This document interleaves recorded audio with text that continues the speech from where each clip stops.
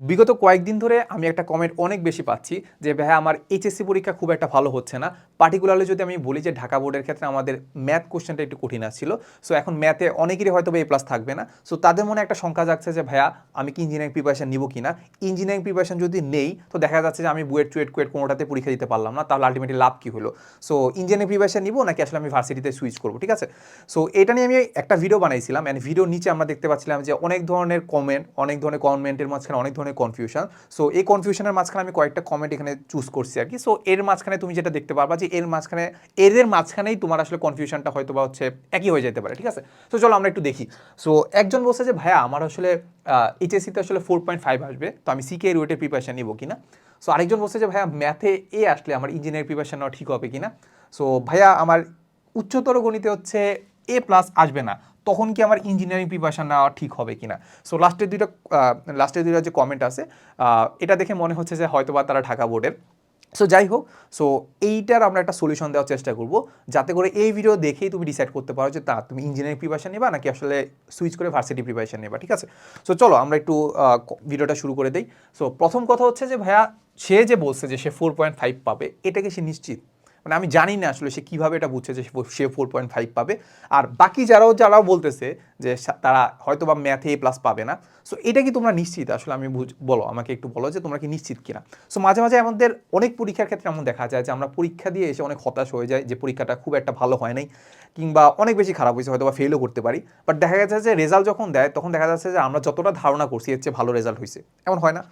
এর চেয়ে আরও বেশি এমন হয় যে না আসলে আমার অনেক ভালো ভালো পরীক্ষা দিয়ে আসছি, বাট এসে দেখতেছি যে রেজাল্ট দেওয়ার পরে দেখতে পাচ্ছি যে না, আমার আসলে মানে যেটা আশা করছি তার অর্ধেকও হয় না, যেটা আশা করছি কি তার অর্ধেক হয় না।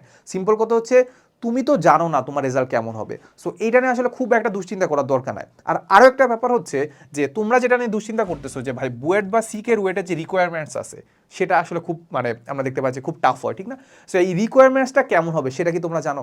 আগের বছর থেকে হয়তো বা প্রেডিক্ট করা যায়, আগের বছর থেকে প্রেডিক্ট করা যায় যে কেমন হইতে পারে। বাট এবার যেহেতু দেখতে পাচ্ছি বিভিন্ন বোর্ডে প্রশ্ন বিভিন্ন রকম হওয়ার কারণে, বা কিছু কিছু বোর্ডে আমরা দেখতে পাচ্ছি পার্টিকুলার কোনো একটা সাবজেক্ট নিয়ে বা সাবজেক্টে যে কোনো একটা পত্র নিয়ে দেখতে পাচ্ছি যে না আসলে ভালোই কন্ট্রোভার্সি হচ্ছে, যে ভালোই আসলে কঠিন হয়েছে আর কি। সো এখানে দেখা যাচ্ছে বোর্ড ওয়াইজ কিন্তু রেজাল্ট এবার আগের তুলনায় কিন্তু খারাপ হওয়ার সম্ভাবনাই বেশি। সো খারাপ যেহেতু হবে, তাহলে বুয়েট বা সিকের ওয়েটের রিকোয়ারমেন্টস তো কিন্তু কমার কথা। কারণ আলটিমেটলি তারা তো একটা সার্টেন অ্যামাউন্ট, যেমন বুয়েটের কথা যদি চিন্তা করি, বুয়েট 20,000 বা 24,000 তো পরীক্ষা নিবে। এখন যদি ওই আগের রিকোয়ারমেন্টসের কথা যদি চিন্তা করি, তো ওই রকম যদি ধরো 10,000 রিকোয়ারমেন্টস ফিল আপ করতে পারতো আগের হিসাবে, বা এবার যেহেতু রেজাল্ট খারাপ হওয়ার সম্ভাবনা বেশি, সো তারা আমার কি 10,000 পরীক্ষা নেবে? না, তারা 20,000ই পরীক্ষা নিবে। তারা বোর্ডের সাথে যোগাযোগ করবে আর ডিসকাস করবে যে এই 20,000 যদি নিতে হয় তাহলে আমার রিকোয়ারমেন্টস কেমন রাখা উচিত। বুঝা গেছে ব্যাপারটা?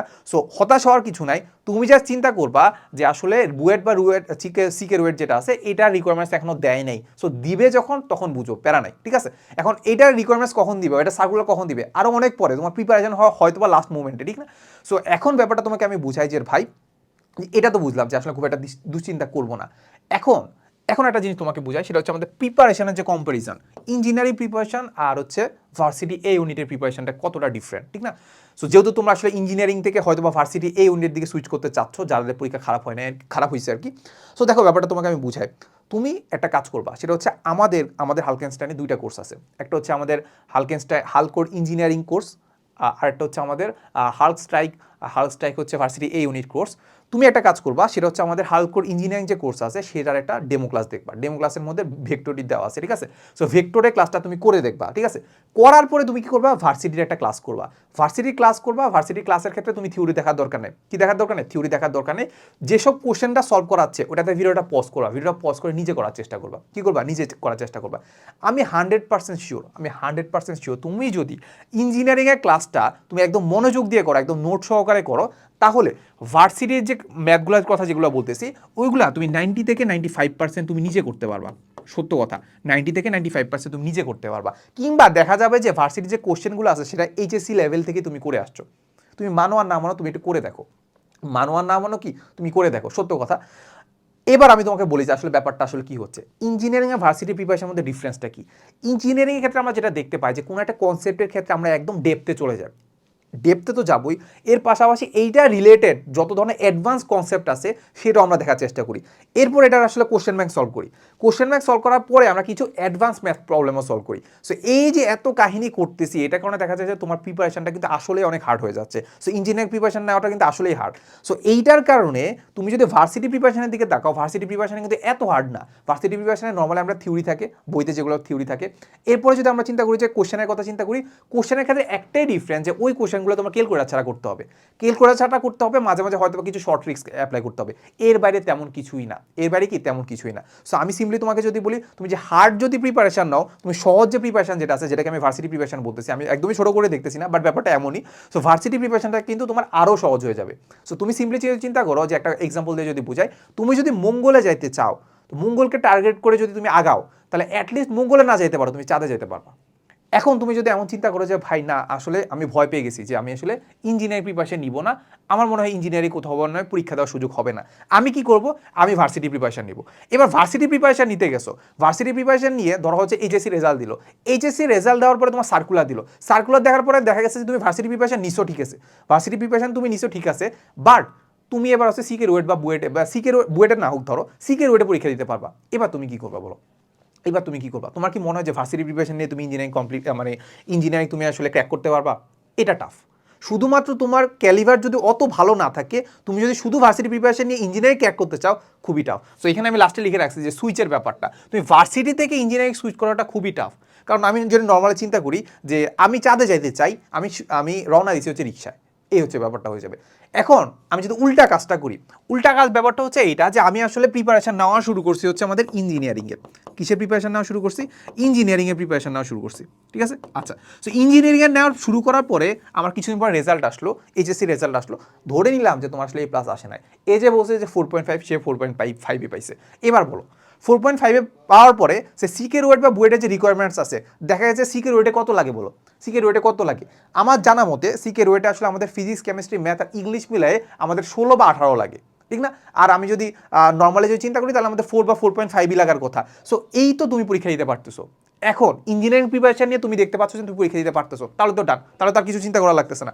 এখন এখন ব্যাপারটা যদি এমন হয় যে তুমি আসলে ধরো হঠাৎ করে যেটা দেখতে পাচ্ছ যে বুয়েট বা চুয়েট কুয়েট বা যে কোনো একটাতে পরীক্ষা দিতে পারলা না, এখন সাস তো আছে, আইউটি তো আছে, যে কোনো একটাতে পরীক্ষা দিতে পারবা। এখন যাও, এগুলোতেও পরীক্ষা দিতে পারলা না, একটা যদি পয়েন্ট আসে এমন যে তুমি আসলে ভার্সিটিতে সুইচ করতে হবে, ভার্সিটির প্রিপারেশন নিতে হবে, বা ভার্সিটির জন্য তুমি ক্র্যাক করতে হবে, বাকি কিছুতে পরীক্ষা দিতে পারতেছ না, এমন অনেকেই ছিল আর কি, ঠিক আছে। তো যাই হোক, এবার তুমি ভার্সিটিতে যাইতে হবে। অ্যান্ড ভার্সিটির প্রিপারেশনের ক্ষেত্রে আমি তোমাকে যেটা বললাম আর কি, তোমাকে এক্সট্রা করে কি লাগতেছে, এক্সট্রা করে তোমার যেটা লাগতেছে সেটা হচ্ছে আমাদের ক্যালকুলেশন ছাড়া হ্যান্ড ক্যালকুলেশন। কি লাগতেছে বলো তো? ক্যালকুলেশন মানে ক্যালকুলেটার ছাড়া হ্যান্ড ক্যালকুলেশন লাগতেছে। তারপর কিছু শর্ট ট্রিক্স লাগতেছে। কি লাগতেছে বলো তো? শর্ট ট্রিক্স লাগতেছে। এখন তুমি একটা জিনিস চিন্তা করো, এই যে হ্যান্ড ক্যালকুলেশন বা শর্ট ট্রিক্সের, তুমি ইউটিউবে একটু সার্চ দিবা যে হ্যান্ড ক্যালকুলেশন শর্ট ট্রিক্স, লিখলেই পেয়ে যাবা অনেক ধরনের ফ্রি কন্টেন্ট। এই ফ্রি কন্টেন্ট দেখবা যে আসলে খুব বেশি না, তুমি একদিনে এটা শেষ করে ফেলতে পারবা। এখন একদিনে শেষ করলে তুমি হ্যান্ড ক্যালকুলেশন শর্ট ট্রিক্স জেনে যাবা, ঠিক আছে, বাট তোমার প্র্যাকটিস তো হচ্ছে না, প্র্যাকটিস তো লাগে। এখন প্র্যাকটিসের জন্য কি করবা? প্র্যাকটিসের জন্য জাস্ট তুমি 1 মাস কিংবা কয়েক সপ্তাহ তুমি যদি প্র্যাকটিস করো, দেখবা আমি যেটা বললাম যে তুমি ইঞ্জিনিয়ারিংয়ের একটা ক্লাস করো, ক্লাস করে দেখবা 90 থেকে 95% তুমি আসলে ভার্সিটি কোশ্চেন সলভ করতে পারতেছো। বাকি 5% বা বাকি 10% তুমি এই হ্যান্ড ক্যালকুলেশন বা শর্ট ট্রিক দিয়ে তুমি কমপ্লিট করে ফেলতে পারবা, ঠিক আছে। সো ওটার জন্য জাস্ট প্র্যাকটিস লাগবে, প্র্যাকটিসটা করতে পারলে হইলো। বাট প্র্যাকটিস যদি নাও করো, তাও আমি গ্যারান্টি দিচ্ছি তুমি একটা না একটা সিট কনফার্ম করতে পারবা, একটা না একটা সিট কি কনফার্ম করতে পারবা। এখন আরেকটু আসি, এবার ঢাকা ভার্সিটির, এর আগের বছর ঢাকা ভার্সিটির কোশ্চেন দেখছিলা, ঢাকা ভার্সিটির রিটেনের কোশ্চেন দেখছিলা, রিটেনের কোশ্চেন দেখে তারপর এমসিকিউ দেখে, এমসিকিউ বাদ দিলাম, রিটেনের কোশ্চেনটাই দেখবা, ফিজিক্সের কোশ্চেনটা দেখবা, দেখবা কত কঠিন আসছিল। সো এখন আগের মতো যে ভার্সিটি যে গতানুগতিক কোশ্চেন আছে, ওটা কিন্তু কিন্তু সরে আসতেছে। এখন কিন্তু আলটিমেটলি আসলে আমাদের ইঞ্জিনিয়ারিং প্রিপারেশন নিতে হচ্ছে, সত্য কথা।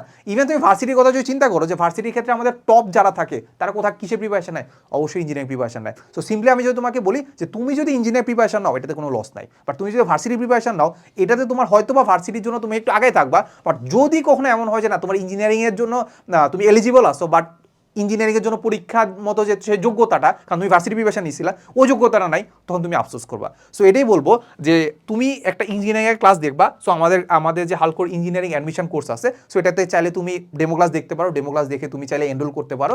বাট যদি এনরোলও না করো, যে ডিফারেন্সিয়েশন যে মানে ডিফারেন্সিয়েট যে করতে হয়, যে ভার্সিটি প্রিপারেশন আর ইঞ্জিনিয়ারিং প্রিপারেশন, এইটা অ্যাটলিস্ট তুমি এখান থেকে করে ফেলতে পারবা। ঠিক আছে? সো এই তো। সো আমাদের যে কোর্স আছে তুমি চাইলে ভর্তি হতে পারো, ডিসক্রিপশনে লিঙ্ক দেওয়া আছে। বাট যদি নাও হও, তাও যেটা বলবো সেটা হচ্ছে আমাদের ইঞ্জিনিয়ারিং প্রিপারেশনটা একটা স্মার্ট চয়েস হতে পারে। ঠিক আছে? সো দেখা হবে নেক্সট কোনো ভিডিওতে। আসসালামু আলাইকুম সবাইকে।